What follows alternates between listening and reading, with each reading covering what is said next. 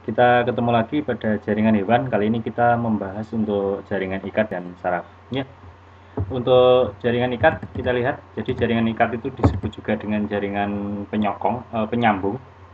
Terdiri dari ada matrik. Nah, matrik ini bukan bahan non seluler. Non seluler itu maksudnya bukan sel. Terus kemudian ada bahan serat terdiri dari kolagen, elastin dan retikuler. Dan selanjutnya ada bahan seluler atau yang berupa sel. Nah, untuk yang berupa sel di sini ada sel fibroblast, sel adiposa, sel plasma, dan juga ada sel makrofag.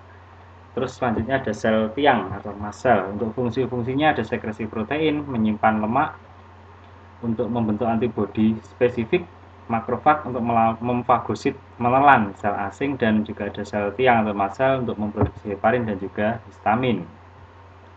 Nah, ini komponen-komponen jaringan ikat atau penyambung yang ada. Jadi ada di sini sel lemak, terus ada sel darah, ada tulang rawan, ada konektif tisu atau jaringan ikat padat, ini ada jaringan ikat longgar. Terus kemudian di sini ada tulang. Nah, ini adalah komponen-komponen dari jaringan ikat. Kita lihat untuk macam-macam jaringan ikat, nanti ada jaringan ikat sejati, jaringan ikat cair, dan jaringan ikat penyokong. Nah, untuk jaringan ikat sejati ini dibagi menjadi dua ya. Jadi yang pertama ada jaringan ikat longgar. Jaringan ikat longgar, matriknya ada serat kolagen, elastin, dan retikuler. Susunannya tidak teratur sehingga sifatnya longgar.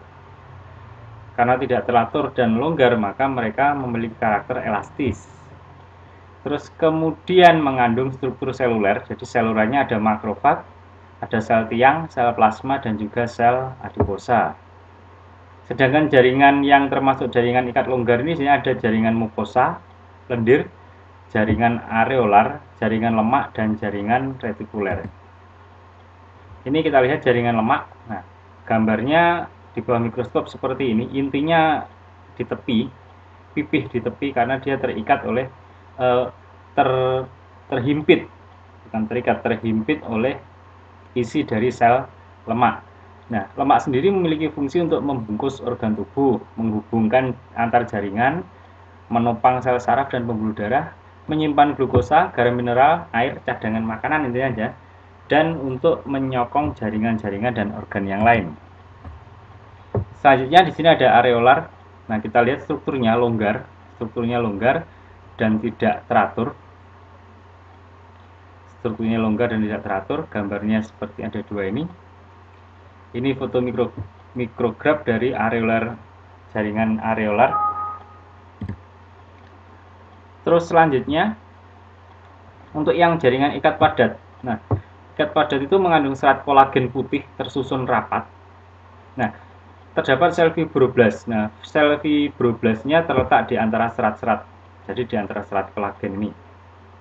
Jumlah unsur seluler lebih sedikit dibandingkan dengan jaringan ikat longgar yang tadi kita bahas tadi. Sifatnya fleksibel tapi tidak elastis. Jadi kebalikannya ya, kalau tadi yang ikat longgar elastis, di sini ya fleksibel tapi tidak elastis. Nah, fungsinya untuk menghubungkan antar tulang. Ini ada tulang dengan tulang atau tulang dengan otot. Dan selain itu fungsi yang lain adalah untuk penyokong dan proteksi. Jaringan ikat padat ada yang teratur dan ada yang tidak teratur. Nah, tempatnya di mana? Nah, ini tempatnya ada di pembungkus otot, periosteum, pembungkus tulang, ligamen, tendon, ligamen untuk tulang dengan tulang, kalau tendon, tulang dengan otot. Terus selanjutnya ada lagi dermis kulit. Nah, untuk ligamen dan tendon ini termasuk pada jaringan ikat padat. Sedangkan selaput pembungkus otot, periosteum, dermis ini adalah jaringan ikat padat yang tidak teratur. Nah, ini kita lihat, nah ini tendon. Tendon ini berarti dia yang menghubungkan antara tulang dengan otot. Sedangkan di sini ada, kita lihat ligamen. Nah, ini ligamen. Ini tulang, ada tulang-tulang. Nah, dia yang menghubungkan antara tulang dengan tulang. Ini adalah ligamen. Selanjutnya ada jaringan ikat penyokong. Untuk penyokong dibagi dua, ada jaringan tulang rawan atau kartilago. Matriknya berupa kondromukoid, kondrosit. Jadi nanti kalau ada tulang rawan, nah kita ingat-ingat kondro. Sel tulang rawan namanya kondrosit, memproduksi matriks serat terdapat dalam lakuna. Lakuna itu kantung. Sifatnya kuat dan lentur. Tulang rawan kuat dan lentur, dibungkus oleh selaput tulang rawan namanya perikondrium. Pada bayi berasal dari sel mesenkim, pada orang dewasa berasal dari perikondrium. Nah, ini berbeda asalnya pada bayi atau pada dewasa. Di dalam perikondrium terdapat kondroblas. Nah, kondroblas ini calon dari kondrosit atau anakan. Nah, untuk jenis kartilago sendiri nanti ada 3, kartilago hialin, elastin, dan juga fibroblas. Fungsinya menyokong rangka embrionik, terus menyokong rangka dewasa sebagai bantalan antar sendi, jadi sendinya tidak saling terluka atau rusak, terus memberi kekuatan pada yang sifatnya fleksibel. Nah, ini tulang rawan, struktur tulang rawan seperti ini, lakuna kantungnya. Nah, di dalamnya lakuna ini ada kondrosit. Nah, oke, untuk tulang rawan hialin, kartilago hialin, warnanya putih kebiruan transparan, elastis tinggi, tapi rapuh pada bayi sebagai rangka tubuh. Tempatnya kalau pada dewasa di persendian, artikulasi antar tulang dada, tulang rusuk, bronkus, laring, trakea, dan ujung tulang pipa. Nah, ini tulang rawan hialin, diingat-ingat ya. Terus selanjutnya, gambarnya seperti ini, tulang rawan hialin. Ini pada ujung tulang-tulang rusuk ini adalah tulang rawan hialin.